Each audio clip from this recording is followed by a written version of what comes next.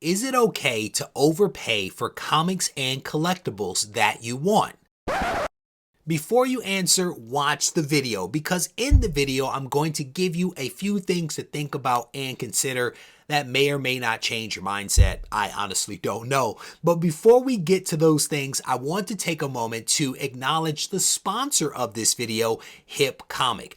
This is a fantastic resource that is built by collectors for collectors. They have more than 1 million comics for sale. So if you're looking for something, whether it be a raw book or a graded book, you can probably find it on Hip Comic. There is a link in the description. Check it out.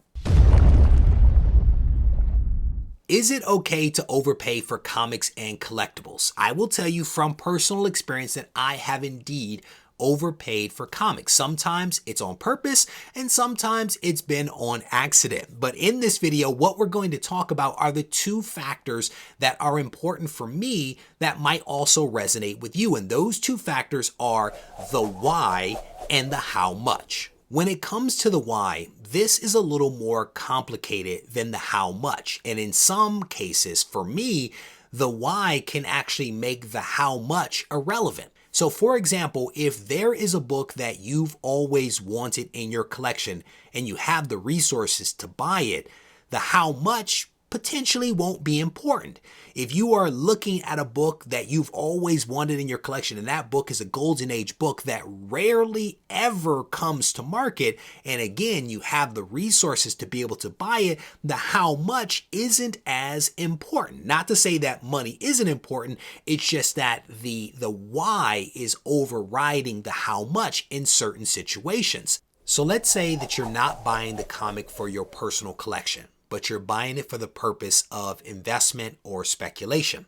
If that's the case, you definitely need to give thought to how long you're going to hold this comic and what the triggers might be that will prompt you to actually sell that comic and hopefully to make a profit.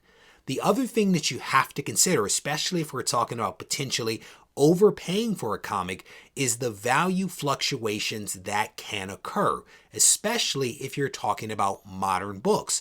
This is actually a question that I get from people a lot about, is it okay to pay a little bit more for a modern comic that doesn't necessarily have a track record of performance? It is, but there are some risks that are associated with that. And I've actually done a whole video on the difference between investment and speculation, so you may want to check that out.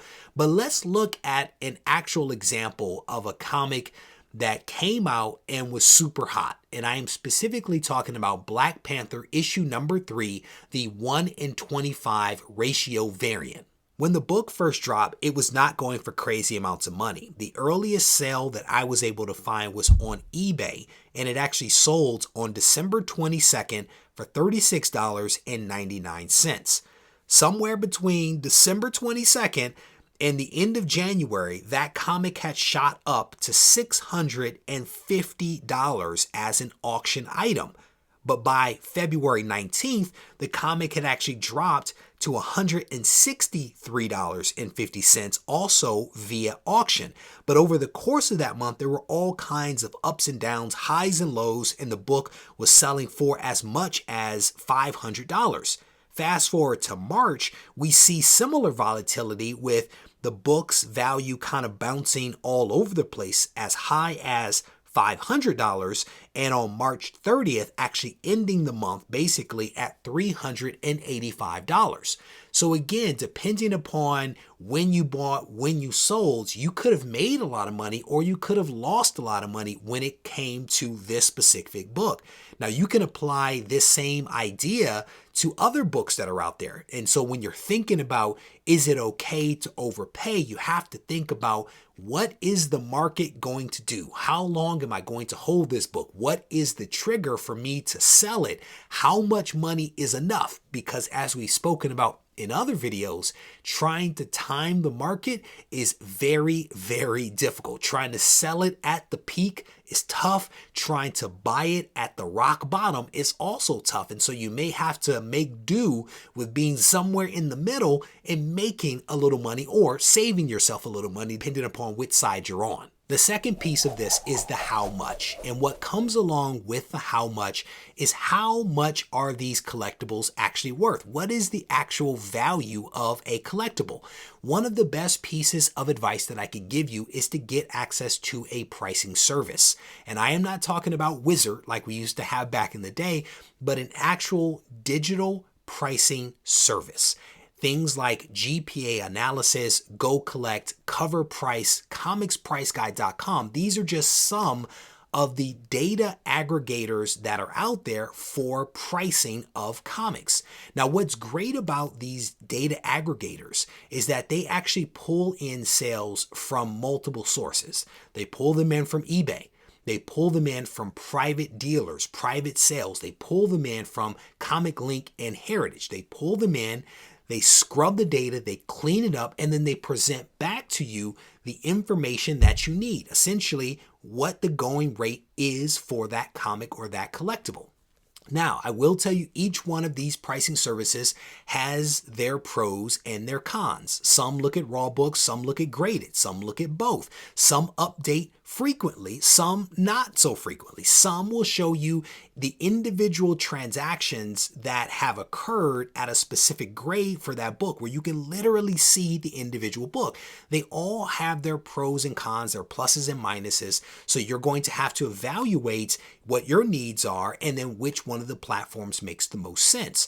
You don't want to just use eBay because eBay in some respects is the most overinflated platform that is out there. And so if you're using that as your pricing guide, you're only essentially looking at one data point and trying to make a decision versus looking at trends and versus looking at individual sales that have occurred over time that will allow you to determine the actual value of this collectible. Also, by looking at some of these pricing services, they will show you trends. Is the book trending up?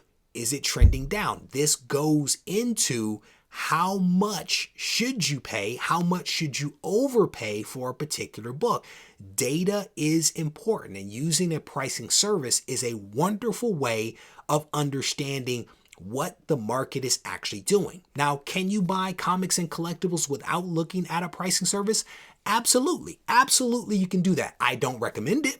So I can tell you definitively that I have overpaid for comics, and I mentioned this earlier in the video, but I want to give you a little bit more texture. At one point, I was working to complete a full run of Amazing Spider-Man, issue number 1 all the way through the present day. And a few years ago, when I was going after a lot of the Silver Age Volume 1 books, first appearances of key characters, I indeed overpaid for a lot of those books. Now, I did it because I wanted these books for the PC, but they're also Silver Age comics of featuring first appearances of really important characters that are now actually appearing in the movies that are coming out. And I knowingly overpaid because I believe that over time, the market would put me in a position where I didn't actually overpay, right? The market value for these comics have continued to increase over time. So me overpaying by a few bucks or a few $100s has now been negated by the value increase that has been seen over the last couple of years. And so this is just one example of how overpaying isn't necessarily a bad thing if you're going into it with your eyes wide open. You're going into it with a plan. You're going into it asking yourself some really tough and important questions. You're going into it with some actual data. So I wanted to provide just, again, a little bit of context here. You could apply this same idea, honestly, to other Silver Age books, to other first appearances of characters that you believe have some long-term potential. But my hope is that over the course of this video, I've given you a few things to think about, a few things to consider, and hopefully even a few things to apply to your own situations to determine if it's okay to overpay. So as I wrap the video up, I want to again thank the sponsor, Hip Comic, for putting me in a position to be able to put out this content. And if you haven't been to Hip Comic, I encourage you to check it out today. They have over 1 million comics on the website waiting for you to find something that you like. The link is down in the description.